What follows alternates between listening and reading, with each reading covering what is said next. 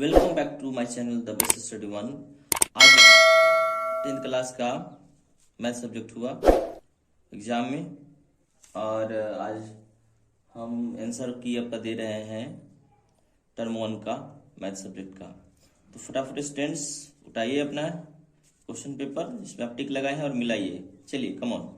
120 का भाज्य गुणनखंड है। क्वेश्चन है 120 का भाज्य गुणनखंड है।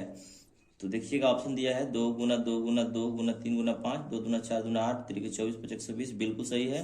पहला का एक ऑप्शन सही होगा। अभाज्य गुणनखंड 2 गुना 2 गुना 2 गुना 3 गुना 5 का मान कितना के बराबर होगा? सोचिए। 2 गुना 4 गुना 8 3 24 या 72। दूसरा का 2 बिल्कुल सही होगा। तीसरा नंबर में आइए 6 और 20 का HCF। 6 और 20 का HCF जब निकालेंगे तो 2 आएगा, यानी तीसरा का पहला आंसर हो जाएगा। क्वेश्चन नंबर 4 में आइएगा, लिखा हुआ है किसी पूर्णांक m के लिए प्रत्येक विषम संख्या का रूप है। यानी इसमें से m पूर्णांक कोई मान आपको रखना है जो हमेशा एक विषम संख्या आना चाहिए। तो ये संख्या है चौथा का जो ऑप्शन दिया गया है 2m + 1। यहाँ मान 1 रखे तो 2 एकम 2 1 3 हो जाएगा। विषम संख्या 2 रखें तो 2 दूना 4 1 5 हो जाएगा, यानी विषम संख्या ही आएगा। यानी 4 का ऑप्शन नंबर 4 बिल्कुल सही हो गया। अब एक क्वेश्चन नंबर 5 में हम लोग आते हैं। ठीक है,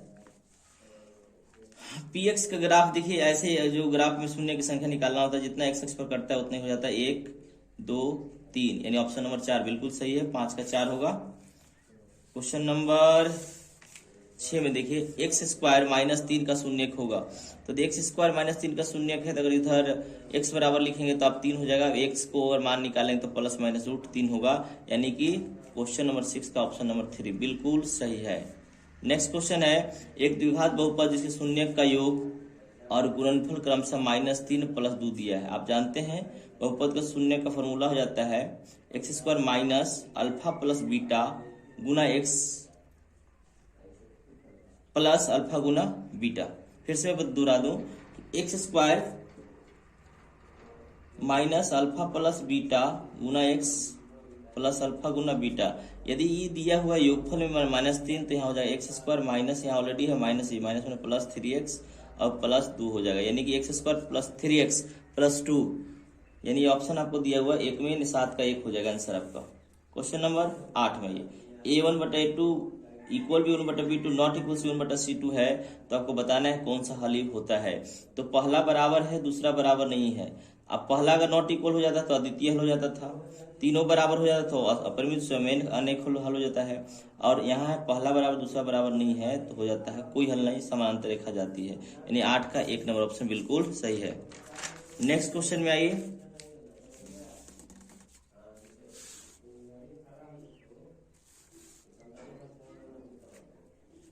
नेक्स्ट क्वेश्चन है रैखिक समीकरण युग्म 2x - y = 5 और 3x + 2y = 4 है।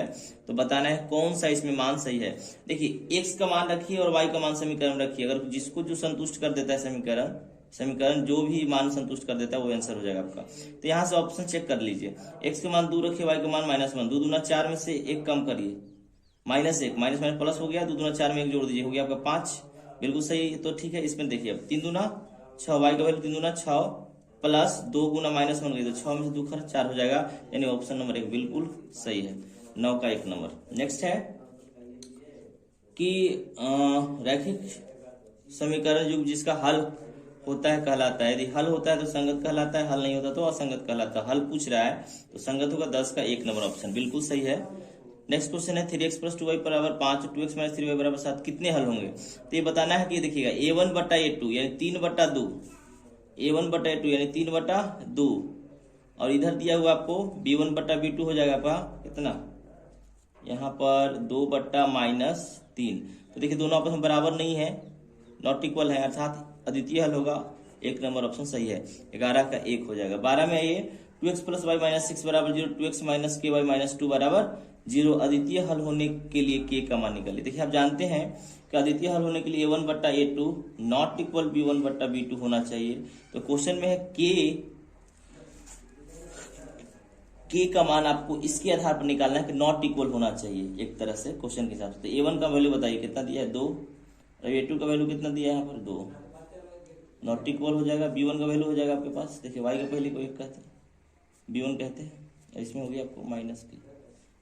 ये भी कट गया, तो ये हो गया आपको इधर एक, इधर हो जाएगा माइनस के, यानी के बराबर, देखिए नॉट इक्वल, यहाँ भी नॉट इक्वल लिखा गया -1, यानी के नॉट इक्वल किसके बराबर होगा, तो -1 के बराबर, इसीलिए ऑप्शन नंबर 1 सही है।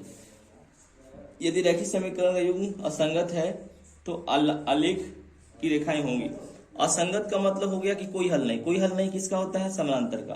कब होता है, A1/2 बराबर B1/B2 बराबर C1/C2, यानी कि ऐसे हमें होता है समानांतर, इसका कोई हल, सॉरी गलती हो गया, A1/A2 equal B1/B2 not equal C1/C2 होता है तो समानांतर होता है, ऐसा कोई हल नहीं होता है, ऐसी स्थिति में ये समानांतर हो जाएगा और असंगत होगा ये। क्वेश्चन नंबर 13 हो गया। 14 में आइए, देखिए निम्न में से कौन द्विघात समीकरण नहीं है। इसको अगर सोल्व करेंगे सबको तो आप पाएंगे कि ऑप्शन नंबर 2 है जो द्विघात समीकरण नहीं होगा, बाकी सारे द्विघात समीकरण हैं, इसलिए ऑप्शन नंबर 2 सही है। नेक्स्ट क्वेश्चन है, द्विघात समीकरण का विविधकर कितना होगा, d बराबर b² - 4ac होता है, तो उसमें निकालिएगा तो इसका हो जाए 1 नंबर, 15 का 1 सही बिल्कुल है। 16 नंबर ax² bx + c बराबर 0, तो दो वास्तविक मूल कब होते हैं, जब d बराबर 0 होता है, तो d का वैल्यू कितना होता है, d बराबर b² - 4c 0 है, ऑप्शन नंबर 3 बिल्कुल सही हो जाएगा, 16 का 3 हो जाएगा। 17 में अब आइए,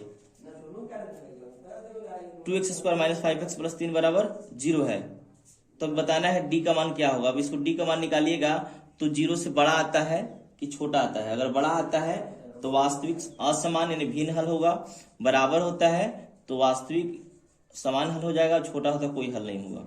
तो यहाँ पर आपको हल करने पर आपको मिलता है पहला ऑप्शन, वास्तविक एवं असमान हल। नेक्स्ट है 18 नंबर, 2x² + kx + 3 बराबर 0, मूल समान है तो k का मान निकालिए। मूल समान कब होता है स्टूडेंट्स, जब d बराबर 0 होता है, तो d बराबर 0 के आधार पर इसको जब हल करेंगे b² - 4ac = 0, तो आप k बराबर पाएंगे +-2√6, यानी 18 का 3 ऑप्शन सही है। चलिए स्टूडेंट्स क्वेश्चन नंबर 19 में आते हैं, x² - kx - 10 बराबर 0, एक मूल -2 है तो k का मान कितना होगा। अब क्या करते हैं, इसमें ऑप्शन हम रख के चेक करते हैं, तो अब हल करने पर आपको मिलेगा मूल में -2, बनाने का बहुत सारा तरीका है, लेकिन इसमें हम k का मान अगर हम 3 रख देते हैं, इसके बाद हल करते हैं तो एगो मूल आपको -2 आएगा, इसलिए इसका ऑप्शन आप 2 लगाएंगे, 19 का 2 सही होगा बिल्कुल। क्वेश्चन नंबर 19 में आइए, 6² - x - 2 बराबर 0 के मूल ज्ञात करना है। आपको मालूम है d बराबर b² - 4ac और अल्फा बीटा का फॉर्मूला हो जाएगा -b ±√d/2a, तो इस आधार से अगर आप निकालते हैं तो आपको प्राप्त होगा 2/3। अंतर का क्वेश्चन एपी का है, 3 3 3 कितना का अंतर है जी, सब नंबर में कोई संख्या का डिफरेंस नहीं दिख रहा है, यानी 0, ऑप्शन नंबर 21 क्वेश्चन नंबर का ऑप्शन नंबर 3 सही होगा। क्वेश्चन नंबर 22 में आइए, प्रथम पद 10 और सार्वंत्र 10 है, तो दूसरा पद कितना होता है, 10 में सार्वंत्र को जोड़िएगा तो दूसरा पद निकल जाता है, 10 और 10 20, 22 का 2 नंबर ऑप्शन बिल्कुल सही है, ये 20 होगा सही, यानी 22 का 2 हो गया। और 23 नंबर में एपी में ए है 7, डी है 3 और एन बराबर 8 दिया है, तो एन का मान बताना है। तो एन का फॉर्मूला होता है आपको मालूम है, a + n - 1 × d, इस पर बैठाइएगा, a का मान 7 प्लस n का मान हो गया 8 - 1 गुना d का मान हो गया 3, तो 7 + 8 में से कम करिए, 7 7 21, 21 से 7 कितना हो गया जी स्टूडेंट लोग 28, बिल्कुल सही है ऑप्शन नंबर 3। 23 का 3 सही होगा। 24 में आइए, 3 के प्रथम 5 गुणज का योग निकालना है आपको, 3 के प्रथम 5 गुणज का योग निकालना है। आप शॉर्ट में ऐसे भी निकाल सकते हो, 3 का गुणज यानी कि 3 का फॉर्मूला पहाड़ा लिख सकते हैं आप, 3 6 9 12 और 15, ठीक है, 1 2 3 4 5, इसको जोड़ेंगे तो आपको आएगा 45, यानी कि 24 का 4 बिल्कुल सही है। चलिए, सभी वृत्त समरूप होते हैं। देखिए सर्वांशम का मतलब होता है सभी रूप से बराबर होना, लेकिन समरूप सिर्फ देखने में रूप में बराबर होता है। तो यदि हम बड़ा वृत्त छाप दें और बड़ा छोटा वृत्त कर दें, छोटा वृत्त और बड़ा वृत्त, तो देखिए वृत्त देखने में समान है लेकिन बराबर नहीं होते हैं, बराबर हो भी सकते नहीं भी हो सकते, इसीलिए समरूप तो पक्का होंगे, इसीलिए 25 का 2 नंबर ऑप्शन बिल्कुल सही होगा। देखिए ये थेल्सपर्मी का क्वेश्चन है, आपको एडी दिया है 1, डीबी दिया हुआ है 2, एई दिया हुआ है 1.5 और ईसी दिया हुआ है, निकालना है सॉरी। तो ये भी लाइन समानांतर होती है त्रिभुज के, कोई दो भुजाएं समानांतर दी जाती है, तो उनके जो अनुपातिकता जो होती है वो आपस में बराबर हो जाती है। तो 1 गुना 2 से गुना किया गया है, तो 1.5 को 2 से गुना करके कर दीजिए 3, ऑप्शन नंबर 1 बिल्कुल सही है। 26 का 1 होगा इसका आंसर।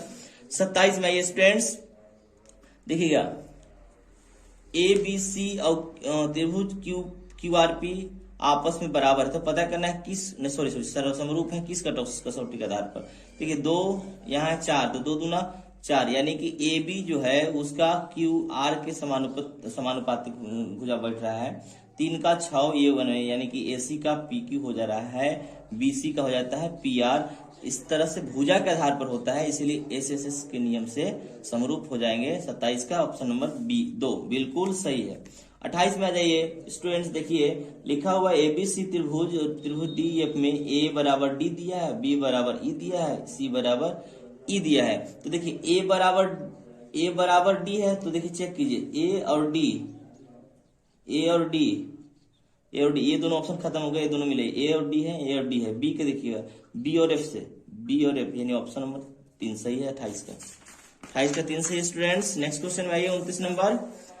2 समरूप त्रिभुज के भुजाएं दिया गया है, 4:9 अनुपात में दिया गया है यहाँ पर। तो क्षेत्रफल का अनुपात कितना होता है? अगर क्षेत्रफल का अनुपात निकालना तो स्क्वायर कर दीजिएगा, अगर क्षेत्रफल दिया रहा है भुजा निकालना तो वर्गमूल निकाल देंगे।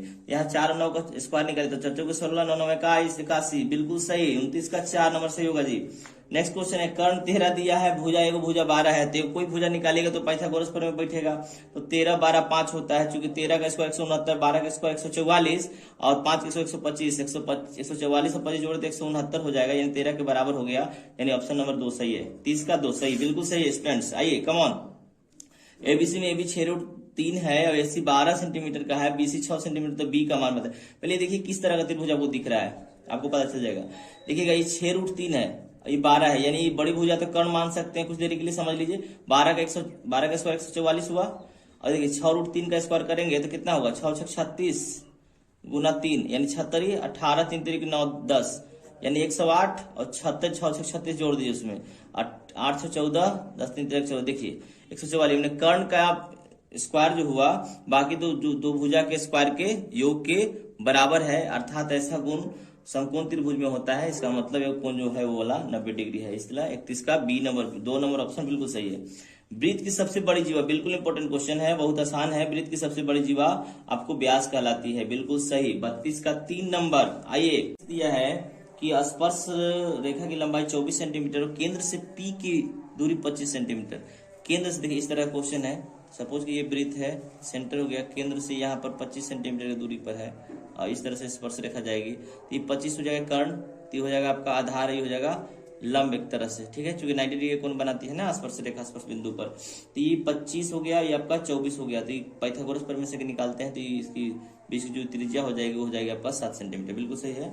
ऑप्शन नंबर 1 हो जाएगा इसका। 33 का आपका 1। चलिए नेक्स्ट क्वेश्चन की ओर आते हैं। 34 नंबर क्वेश्चन आइए स्टूडेंट्स।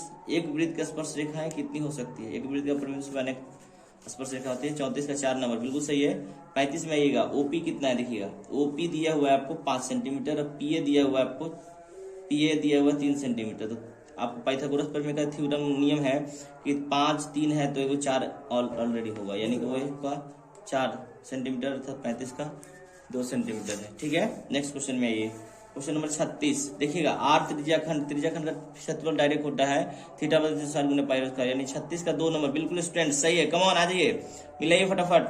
नेक्स्ट क्वेश्चन है 6 सेंटीमीटर त्रिज्या वाले वृत्त का त्रिज्याखंड क्षेत्रफल क्या होगा जिसका कोण 60 डिग्री है? देखिए 60 डिग्री कोण होगा, त्रिज्याखंड 6 सेंटीमीटर त्रिज्याखंड निकालना है, त्रिज्या दिया है 6 सेंटीमीटर, थीटा बदलते 4 गुने पाई स्क्वायर बैठाइए तो 132/7 सेंटीमीटर स्क्वायर आएगा, यानी 37 का बिल्कुल 3 नंबर सही है। स्टूडेंट्स आइए कुछ क्वेश्चन और बचे हुए, आइए 21 सेंटीमीटर त्रिज्या वाले एक वृत्त के चाप की लंबाई ज्ञात करना है, यानी थीटा बदलते 2πr बैठाए तो इसका आएगा 22 सेंटीमीटर अर्थात 38 का 3 हो जाएगा। नेक्स्ट क्वेश्चन है स्टूडेंट्स, 7 सेंटीमीटर त्रिज्या वाले वृत्त के लघु वृत्तखंड का क्षेत्रफल निकालना है। क्षेत्रफल दिया 14 तो दीर्घ का निकालना है, तो पूरे वृत्त का क्षेत्रफल पाई स्क्वायर पर बैठा दीजिए, पाई स्क्वायर में से फिर इसको घटा दीजिए तो आपको आ जाएगा 140 सेंटीमीटर स्क्वायर, 39 का बिल्कुल ही 1।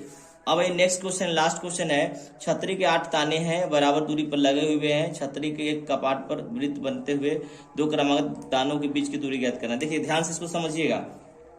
अगर आप एक इस तरह से ताना छतरी में देखे होंगे 2 3 4 5 6 7 और 8 इस तरह से रहता है। आप इसको इस तरह से ऐसे सोच सकते हैं, थोड़ा सा देखिए मैं रफ कर रहा हूँ इसको, ठीक है, ऐसे रहता है। तो अगर 8 ताना होगा स्टूडेंट्स तो देखिएगा 1 2 3 4 5 6 7 8 त्रिज्या खंड भी बनेंगे। तो 8 को आप टोटल वृत्त पर 360 डिग्री कौन बनता है, 8 से भाग लगा दीजिएगा तो आपको आएगा 45 डिग्री, यानी दिस इज द आंसर होगा, यानी 40 का क्वेश्चन नंबर ऑप्शन नंबर 2 होगा सही। इस तरह से आपका मैथ सब्जेक्ट का टर्म 1 सॉल्यूशन कर दिया गया है। आप इसको मिला लीजिए फटाफट और इसको लाइक एंड शेयर सब्सक्राइब करके रखें ताकि और सब्जेक्ट का सॉल्यूशन आपको इस पर दे दिया जाएगा। और ठीक है स्टूडेंट्स, तो आप मिला लीजिए और दैट्स ऑल, थैंक यू।